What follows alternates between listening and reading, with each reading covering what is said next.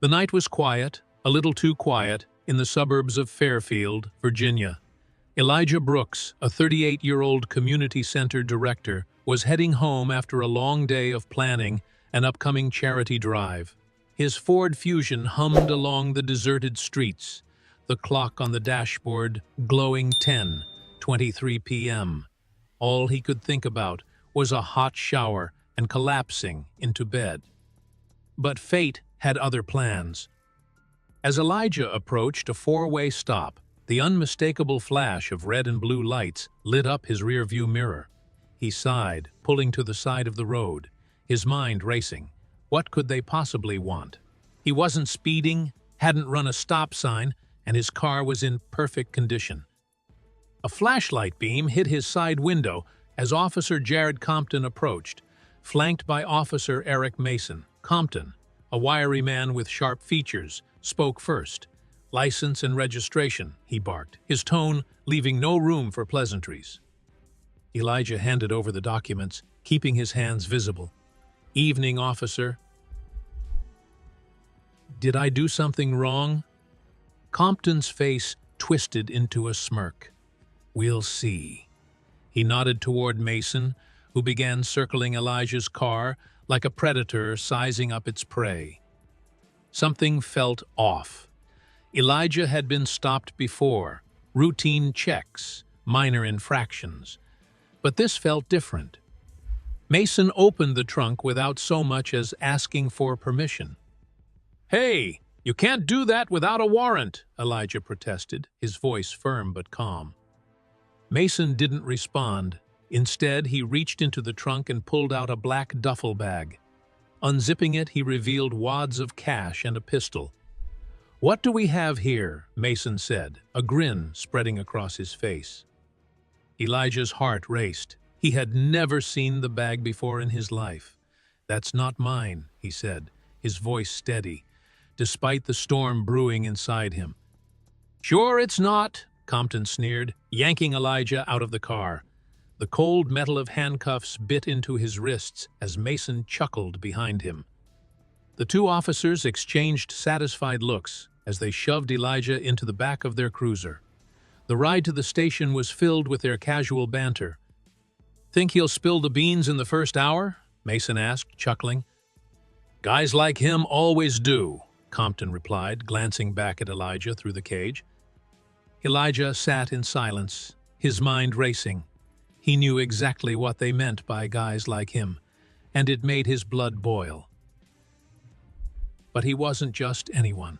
At the station, the interrogation began.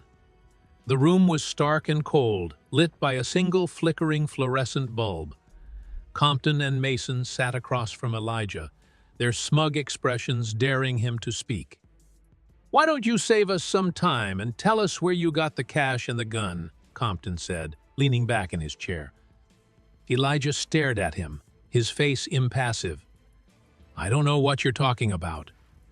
That bag isn't mine, and I have nothing to do with any of this." "Your fingerprints are all over that gun," Mason said, his voice dripping with false confidence. "That's impossible," Elijah replied, his calm demeanor betraying the rage simmering beneath the surface. The officers pressed harder, twisting his words and throwing baseless accusations. They painted him as a criminal mastermind, accusing him of robbing a nearby bank earlier that evening. Elijah's denials only seemed to fuel their aggression. After hours of questioning, they finally threw him into a holding cell. Elijah sat on the hard bench, his mind a whirlwind of frustration and disbelief. He had been set up, but by whom and why? The next morning, Elijah met his court-appointed attorney, a young man named Marcus Hayes. Marcus looked overwhelmed as he shuffled through the case files.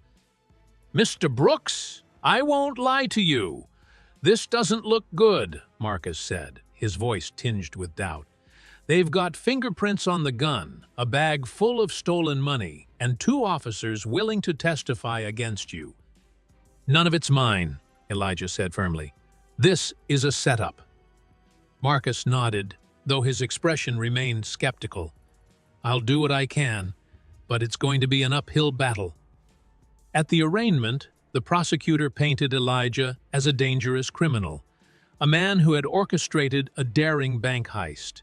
Compton and Mason testified with unwavering confidence, recounting their fabricated version of the events. Elijah sat silently, his lawyer's attempts to counter the claims falling flat. It wasn't until Marcus presented time-stamped footage from Elijah's workplace security cameras that the tide began to turn. The footage showed Elijah at the community center during the time of the alleged robbery. The prosecution dismissed the footage, claiming Elijah could have had an accomplice. The judge seemed skeptical, but the trial continued. On the third day of the trial, Marcus introduced a crucial piece of evidence: traffic camera footage from the night of Elijah's arrest. The grainy video showed Mason placing the black duffel bag into Elijah's trunk before pulling him over. The courtroom erupted in murmurs. Compton leapt to his feet, shouting, "That footage is doctored!" "Sit down, officer," the judge said sternly, his tone leaving no room for argument. Elijah remained calm, but his heart was pounding. He reached into his pocket and pulled out a badge. "For the record," he said, standing to address the court, "I'm Special Agent Elijah Brooks with the KI. I've been investigating corruption within law enforcement in this county for the past 8 months." The courtroom fell silent. Compton and Mason's smug expressions vanished, replaced by panic. The judge wasted no time. "Officers Compton and Mason, you are hereby detained for perjury, evidence tampering, and obstruction of justice," he declared. The jury deliberated for less than an hour before returning a unanimous verdict: not guilty. Elijah was exonerated, and the corrupt officers were taken into custody. Outside the courthouse, reporters swarmed Elijah, their cameras flashing. One journalist shouted, "How does it feel to expose the truth?" Elijah paused, a small smile playing on his lips. "It feels like justice," he said before walking away. Though the trial was over, Elijah knew his mission wasn't. Corruption ran deep, and he was determined to root it out, no matter how long it took. This story offers profound lessons about integrity, resilience, and the importance of accountability in systems of power. It serves as a stark reminder that injustice can occur even in societies that pride themselves on fairness and due process. Elijah's experience teaches us to remain vigilant against corruption and to advocate for transparency, whether in law enforcement, government, or our personal relationships. One key takeaway is the power of composure and persistence.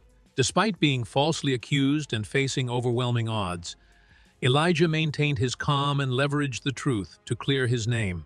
In our lives, we may face situations where we feel misunderstood or wronged. Instead of reacting emotionally, staying level-headed and focusing on facts can help us navigate such challenges effectively. Another crucial lesson is the value of evidence and preparation. Whether defending our reputation or advocating for a cause, having verifiable proof can make the difference between failure and success. Finally, the story inspires us to speak out against wrongdoing.